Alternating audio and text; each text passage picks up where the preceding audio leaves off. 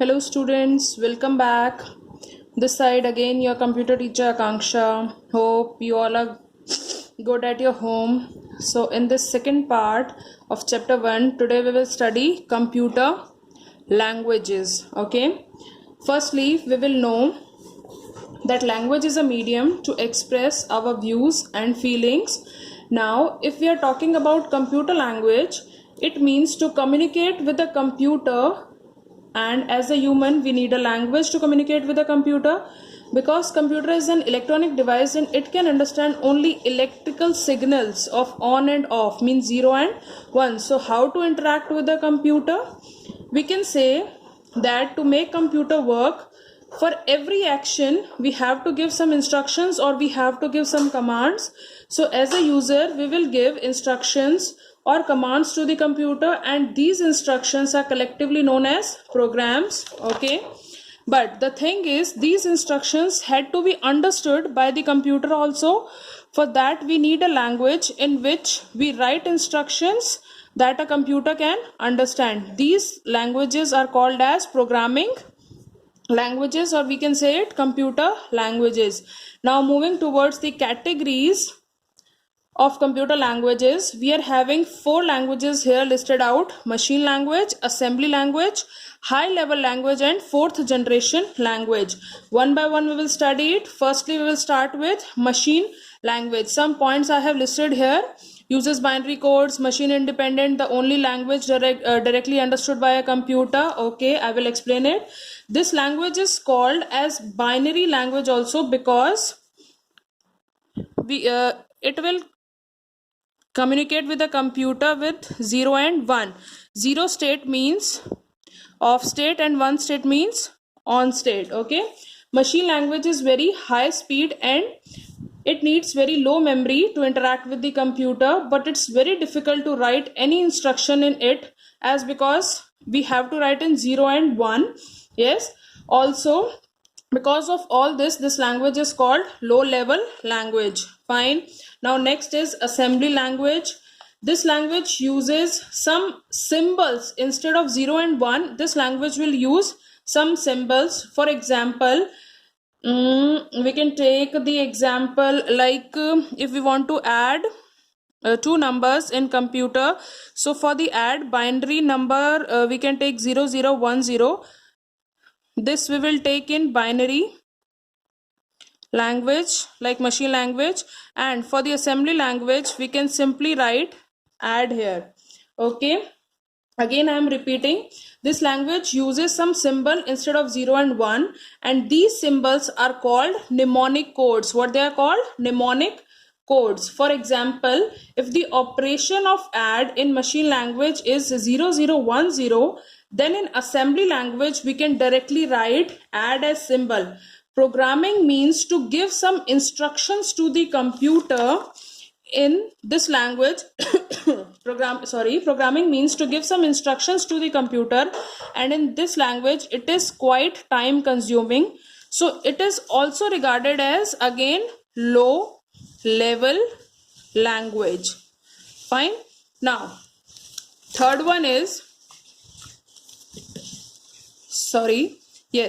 third one is high level language. Okay, the points are: uses English words and mathematical operators, machine independent, has to be converted by compilers or interpreters. Okay, for this language we can say that these are simple to use, or we can say they are very user friendly. These languages are easy to learn also because high level language is quite similar to English language, and for this language we are having example of C, C++, Java, etc.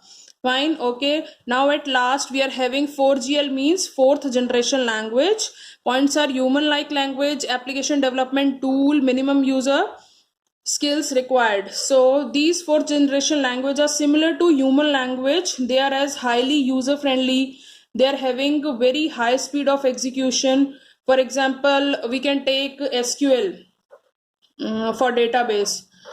Okay, so after this our topic is finished. Now next topic, or we can say last topic of this chapter, is language processor. So read the definition: to translate any high level language program to machine language, a software is required. This software is called as a language processor. Okay, so as we know that a computer understands only machine language, means computer understand only what? 0 or 1, the electrical signals. Yes. And a program we write in any other computer language, that's why it has to be converted into machine language, otherwise how the computer will understand? So try to translate. So to translate any high level program to machine language, a software is required, and that software is called language processor.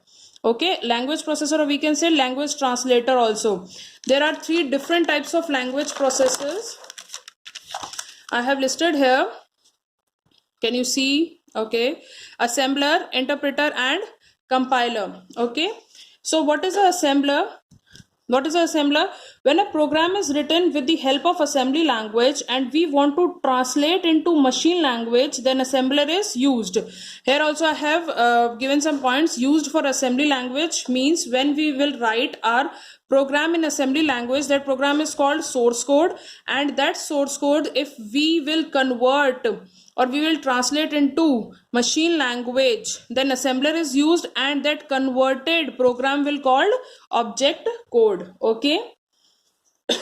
Whereas compiler and interpreter, what they will do, they both will use to convert high level language into machine language, but the only difference is in compiler and interpreter is interpreter translates the program line by line, whereas compiler used to translates the whole program at the once. Okay, that's it. So chapter is finished. And one more thing I want to convey, that chapter exercise images are also being provided to you on your EK profile. So by now we can discuss question answers of chapter 1. Please look into the book very carefully. Please look at here. Yes, question number 1 is, what do you mean by machine language? The answer is on page number 9. Here I have indicated page number 9. So we will go to page number 9. Yes, here we are having page number 9. The topic is machine language. Fine. And the question was, what do you mean by machine language? So answer will be, machine language is the only language that a computer understands. It is expressed in binary form, that is 0 and 1, where 0 means off state and 1 means on state. Okay. Machine language has the advantage of very high speed and low level memory utilization. Then skip some part, again come here. Machine language is also regarded as low level language. That's it.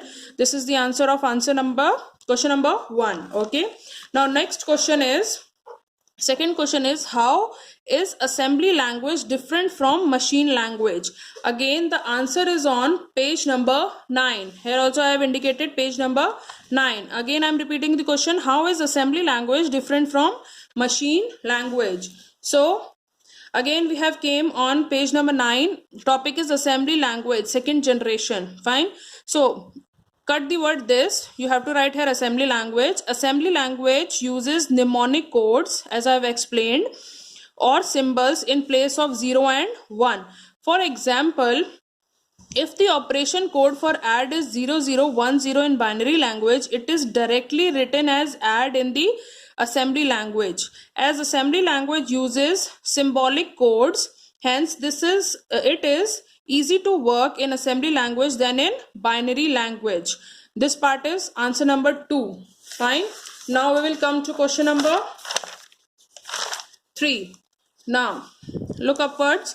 Question number 3, what are the features of a high level language? Okay, they are asking about high level language, and they are asking what are the features of high level language. So come to page number 10. Page number 10. Okay, it is there. High level language topic is there on page number 10. They are asking about features. So 2 features are listed here. We will start from here. The restriction in the uses of machine and assembly language promoted people to develop a language with the following features. First feature is simple and user friendly language. Second feature is language that is machine independent. Sorry. Now the fourth question is, differentiate between an interpreter and compiler. Yes, as I always say in the class, when they are asking about differentiate, means first you have to draw a line in between. One side you have to write interpreter and other side you have to write compiler. The answer is on page number 11. Come to page number 11. Yes, on page number 11, two topics are given, interpreter and compiler. Here in the answer, first we will draw the line. One side we will write interpreter and another side we will write compiler. So in interpreter, what you will write? Interpreter translates program is used to convert a high level language program into machine language. An interpreter translates line by line and executes the instruction and then repeats the procedure for the remaining instruction. This is for interpreter. Now come to the compiler. Compiler is a translator program used to convert a high level language program into machine language. A compiler translates the whole program at once, that is, it generates the object code for the program along with the list of errors. Fine, you got this? Now question number 5 is, list any 3 characteristics of 4th generation language. They are asking about 4th generation language and we have to list 3 characteristics here. So come to page number 10. On page number 10, the topic is 4th generation language is given. Here are some points listed for 4th generation language. We will take first 3 points because they are easy to learn. Yes, highly user friendly and independent of any operating system. Very high speed of execution, designed to reduce the level of programming efforts, minimum efforts from the user to obtain any information. These 3 points are of answer number 5. Now come to question number 6. Name the types of microcomputers. In part 1 of chapter 1 we have studied microcomputers and its parts. Now they are asking, name the types of microcomputers and explain any one of them. So we are having 6 types of microcomputers. I have listed the name here: desktop computers, laptop computers. Then I have written I don't think so this is visible to you. So desktop computer, laptop computer, then tablet computer is there, palm top computer is there, handheld computer is there, and embedded system is there. So we can explain, they are asking about explain any one of them. So we can explain desktop and it is on page number 6. Yes, come to page number 6, desktop computers. These computers are designed to fit comfortably on top of desk.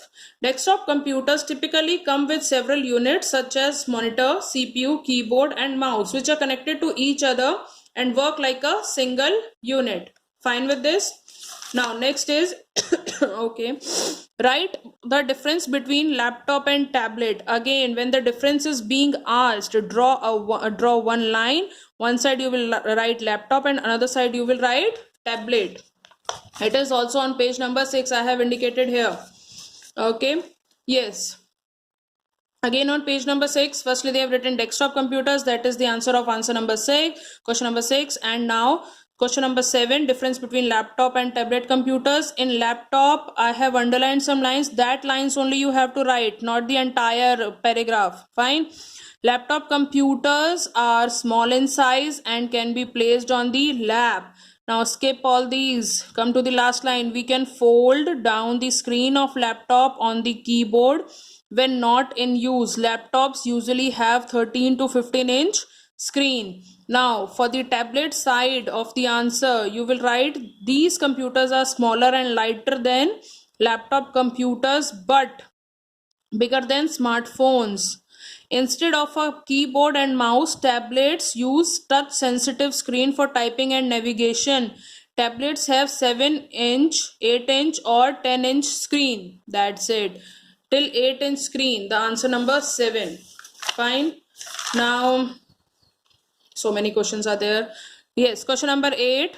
Write a short note on embedded systems. Embedded system, it is on page number 7. Yes. Here it is, page number 7, embedded system, last topic in green color. Yes, an embedded system is the one that has a computer hardware with software embedded or implanted into a larger device. It comprises of all the essential computer components like CPU, RAM, ROM, input and output medium, but does not have disk drive, keyboard or screen. It is designed to perform a specific task in various devices, for example, TV sets, vehicles, telephones, digital cameras, etc. This is answer number 8. Now last question is question number 9. What are the handheld devices? Give an example. Again, come to page number 7. Handheld devices, the devices that can be fit in our hands. Here is the topic, handheld devices. Okay, devices that are small in size, can be easily held in the hand, are called handheld devices. Then skip 2 lines. The handheld computers are also called personal digital assistants, PDAs. Mark the full form, PDAs, personal digital assistants. Then again skip 2 lines. Like a desktop computer, these devices can be used to perform any task. For example, also they have asked, so we will give example of smartphone. A smartphone is a handheld device that combines features or a personal computer with other common features of a mobile phone. That's it. So question answer also we have discussed today, and for the exercises I will provide you some images on your eCare profile. Fine. So thank you. Have a nice day. Bye bye.